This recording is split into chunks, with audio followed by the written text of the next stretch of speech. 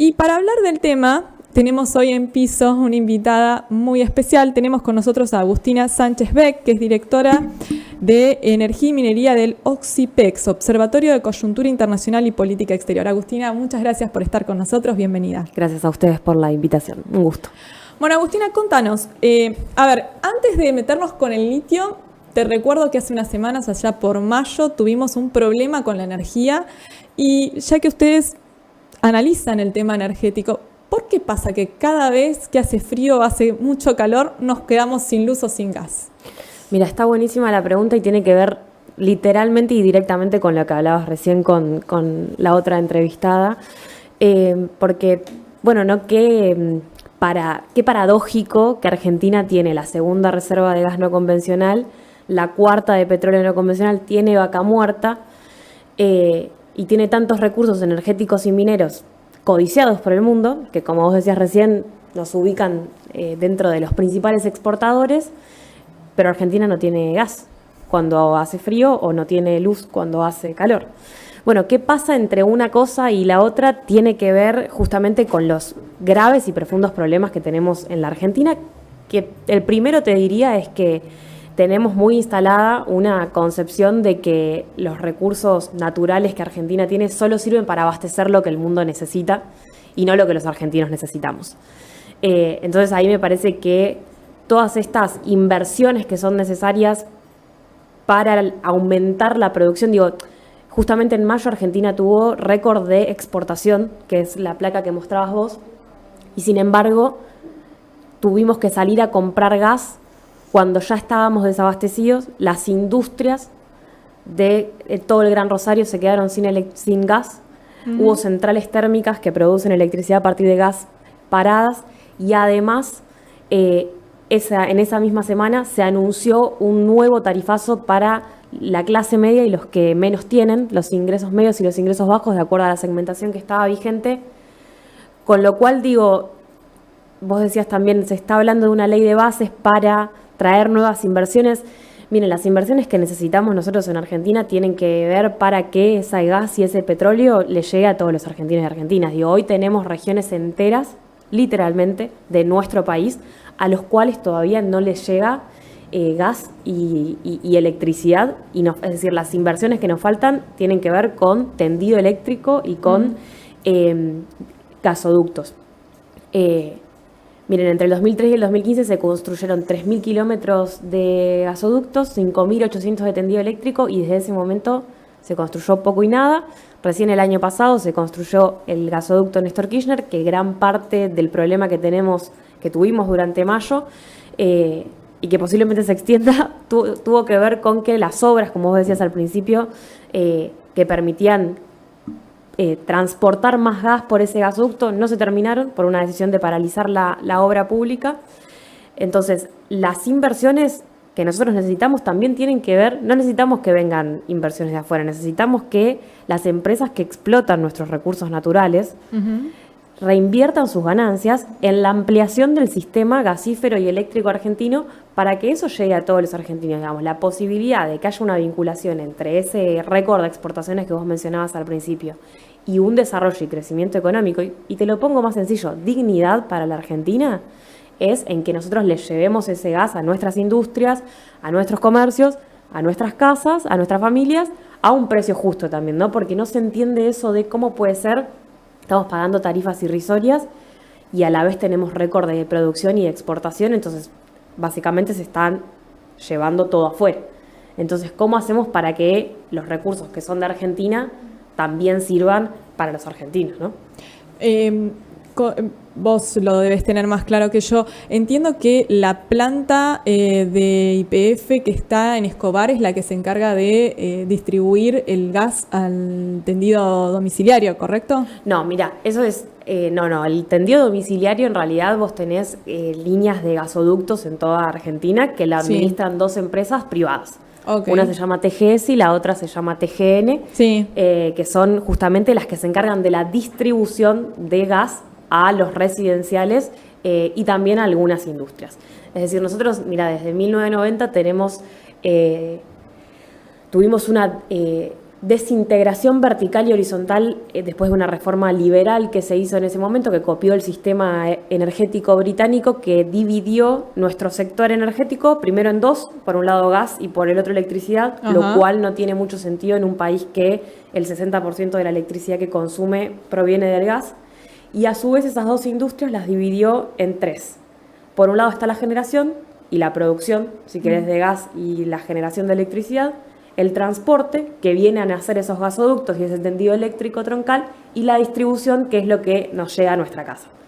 En cada uno de esos segmentos operan empresas específicas, igualmente son todas las mismas empresas en general, que operan con distintos nombres en cada una de esas, pero nosotros el segmento residencial de gas lo tenemos concesionado a estas empresas privadas, pero que justamente las empresas privadas que distribuyen el gas no producen gas, sino que se lo compran a las que lo generan, a las que lo producen. Correcto. Claro, ¿cuál es el problema? Como todo eso se exporta y no tenemos capacidad de transportarlo a nivel nacional porque no se terminaron estas obras y porque nos faltan muchos gasoductos, bueno, justamente no hay una relación entre una cosa y la otra, y esa es la consecuencia de tener tan desintegrado nuestro sistema. Es decir, podemos generar mucho para exportar y después tenemos nuestras industrias y nuestras familias desabastecidas de gas y de electricidad, digamos. Ese es el drama y la gravedad de lo que vivimos hoy. Y en relación al litio, te llevo lo que es exportación, porque estamos hablando de exportación de energía, bueno, el litio, las baterías de litio. En términos monetarios, ¿qué le podría significar a la Argentina comenzar a explotar realmente el litio y por ejemplo, este desarrollo que dicen que en julio se pone en marcha en Salta? Mira, está buena la pregunta porque ahí nosotros tenemos que dar una discusión como un poco más seria respecto a qué pasa con el litio en Argentina. Ese gráfico que vos mostrabas antes del Banco Central, que tenía como las proyecciones de lo que se viene, digamos, al 2030 de exportaciones, solo va a ser así si nosotros solucionamos un problema que tenemos desde hace muchos años, agravado desde el 2016, que tiene que ver con el precio al que exportan las empresas que producen litio en Argentina. ¿A qué voy con esto? Nosotros tenemos actualmente 3 empresas explotando litio y exportando litio.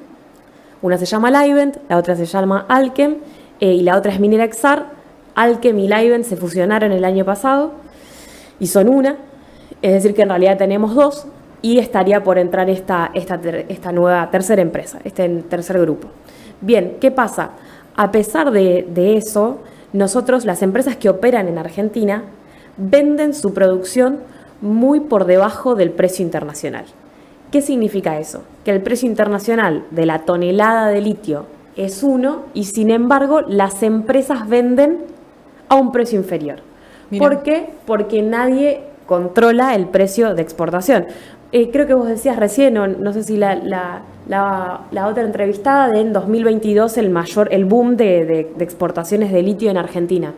Bueno, mira, en el 2022, producto del conflicto geopolítico entre Rusia y Ucrania, el precio del litio tuvo una disparada, pasó en marzo del 2021 de estar $15.000 la tonelada a $70.000 la tonelada en marzo del 22. Durante el 2022 esa tonelada tuvo picos de valor de $90.000 la tonelada. ¿Sabes a cuánto vendieron las empresas que producen en Argentina? A un promedio de $20.000 la tonelada, y una en particular, que es uno de los gráficos que yo le traje, que se llama Livent, vendió a $7.000 la tonelada. Bien. Perdón, te termino esta idea, porque vos me decías del potencial y del comercio exterior que me ponías ese foco. ¿Qué significa esto? Argentina exportó en 2022 $695 millones, pero si hubiese vendido su producción al precio internacional, hubiese vendido mucho más. Hubiese vendido $2.400 millones. Es decir, que ese año nos perdimos $1.700 millones solo por no vender nuestra producción a precio internacional. Ese gráfico que estaba ahí es el de Livent y muestra el problema. Vos fijate, desde el 2016, la columna violeta es el precio internacional y la amarilla es al precio que vende. ¿Cuál es este problema? Livent en Argentina se llama Minera del Altiplano y es una subsidiaria de una empresa estadounidense, una multinacional estadounidense de litio, ¿Y qué hace? Explota nuestro litio en Catamarca, pero se lo vende a sí misma bajo precios de transferencia. Entonces se lo vende como un servicio, como un producto y no como lo que es realmente, que es litio argentino, que debería venderse al valor, digamos, del precio internacional. Entonces, un poco en relación a tu pregunta de cuál es el potencial exportador de la Argentina, bueno, mira, para que haya potencial exportador primero tenemos que solucionar el precio de exportación del litio para que eso realmente signifique un ingreso. Digo, los datos son muy claros. Vendimos 695 millones en 2022 de dólares, podríamos haber vendido 2.400 millones, digo, nos estamos perdiendo. Una diferencia enorme para un país que justamente cerró el año pasado con reservas internacionales negativas por 11.000 millones de dólares. Exactamente. Claramente hubiese achicado un poquito la brecha y le hubiese dado un poco de alivio hoy al sector en general. Así es. Y a nivel internacional, más allá de lo que vos me comentabas de precios, ¿cómo competiríamos? Vos me hablabas de la diferencia que había entre lo que es la explotación y la exportación de Chile de litio con la exportación y la explotación de litio en la Argentina. Sí, mira, eso es clave porque se suele poner a la Argentina y a Chile, digamos, siempre como un país de referencia, pero estaría bueno que miremos realmente lo que hace Chile con el litio porque, mira, ellos tienen un sistema tributario y una carga fiscal sobre la minería de litio mucho más alta de la que tenemos nosotros. Yo ahí les traje un cuadrito que lo compara.